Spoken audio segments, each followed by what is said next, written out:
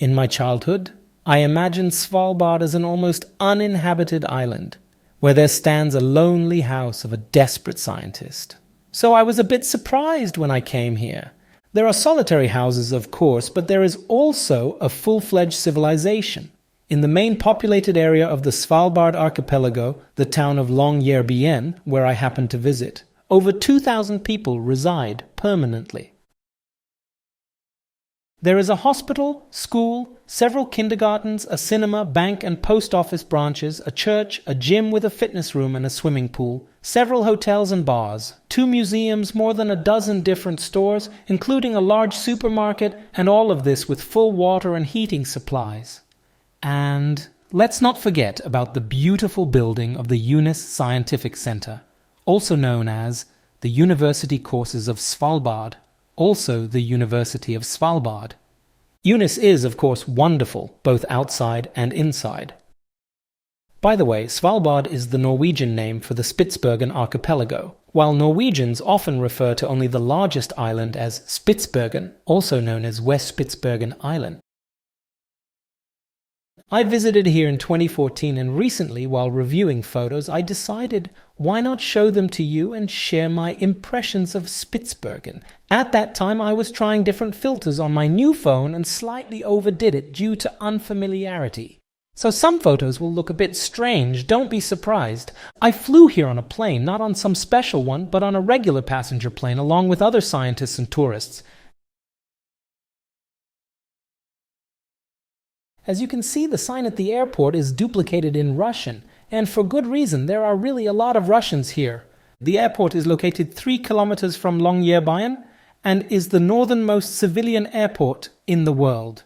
The runway here is very short, adjacent to a mountain ridge and surrounded by sea on 2 sides, which means that most likely a very experienced pilot will manage your plane because it requires the skill to consider a lot of factors.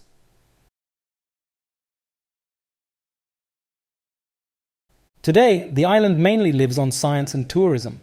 However, in 1906, American entrepreneur John Monroe Longyear wanted to establish a settlement here for other reasons. All for the sake of money. For over 100 years, coal has been mined here.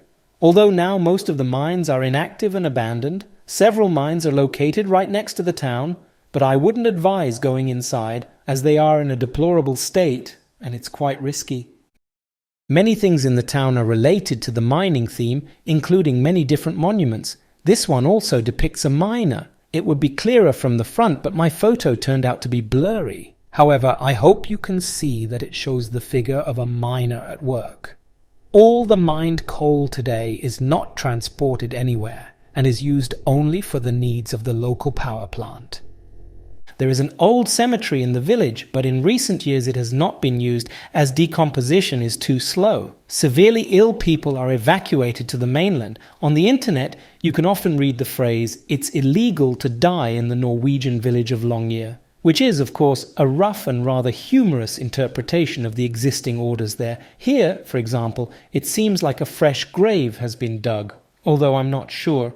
It is highly recommended not to leave the residential area without a gun due to the danger of being attacked by polar bears. By the way, during the first days of training, UNIS students are taught how to handle firearms. On the road at the entrance and exit of the town, there are even special signs, which the local residents consider one of the symbols of their island, reflected in most of the souvenir products. Also, a major attraction for locals is the fact that everything here is the most northern. The northernmost gas station, bar, museum, cinema, and so on. But after a while, such phrases start to get slightly annoying. In Norway, there is a good old tradition to take off your shoes before entering a room. In Longyearbyen, you will take off your shoes when entering the university, museum, hotel, and even some of the stores. Also, you can't enter stores with guns, as evidenced by, for example, this amusing sign located at the entrance of a store that sells animal mounts. Despite the fact that there is not a single tree on the island, the houses here are mostly wooden, and judging by the number of boards scattered around the abandoned coal mines, there is no shortage of this type of material in town. Generally speaking, many structures from the mining era have been left largely as historical heritage, and popular means of transportation here are bicycles, cars, and also dog sleds.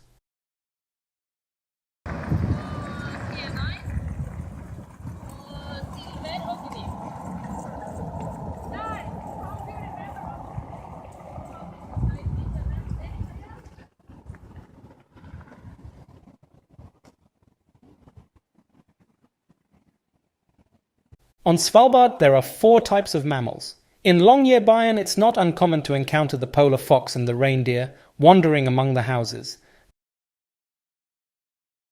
They feel relatively safe among people, as the third local species, the polar bear, the symbol of Svalbard, rarely comes into the town. The most rarely encountered mammal is the East European vole. I didn't meet it, and I only saw the polar bear from a considerable distance. There are less than 200 species of plants on the archipelago. If you feel down due to the complete absence of trees around, you can somewhat alleviate the melancholy by going in search of fossilized leaves. Here is a piece of stone with an ancient imprint of the local flora. Yes, Svalbard was once covered with forests, which you can confirm by looking carefully underfoot. And this leaf surprised me quite a bit when I saw it from a distance, but it turned out to be artificial. It was in the cemetery.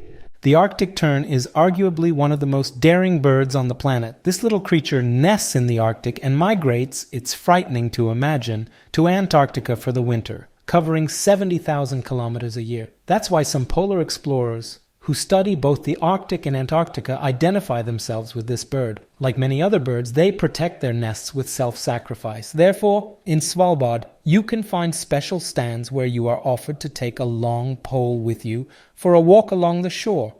The terns will attack the pole, and your head will remain unharmed. Of course, there are far more bird species here than mammals. These ptarmigans have chosen spots near abandoned mines. In Svalbard, it is not customary to pick flowers. As you can see, life is already hard enough for them. By the way, I recently read that northern flowers are paraboloid in shape to focus all the sunlight at the center of the flower. Roughly speaking, they are similar to satellite antennas. During walks around the nearby peaks, you can sign in special journals. The more peaks you visit and mark, the higher the chance of winning one of the prizes being offered. Separate prizes are allocated for children, encouraging them to eagerly embark on these challenging journeys with their parents. Melting glaciers provide a spectacular view. However, unfortunately, locals do not recommend drinking water from these streams, fearing the risk of contracting diseases from field mice. I was lucky with the weather. I was here in the summer, and on one of the days, the temperature reached 14 degrees Celsius. Recently, in July 2020, the historical maximum was updated to 21.7 degrees Celsius. The word historical here, of course, refers to the history of observations, as we remember that once there were forests and dinosaurs roaming here. Maybe when I return here next time, it will be much warmer, and I will definitely want to return. If you have not been to Svalbard, I highly recommend visiting this beautiful archipelago. It's awesome.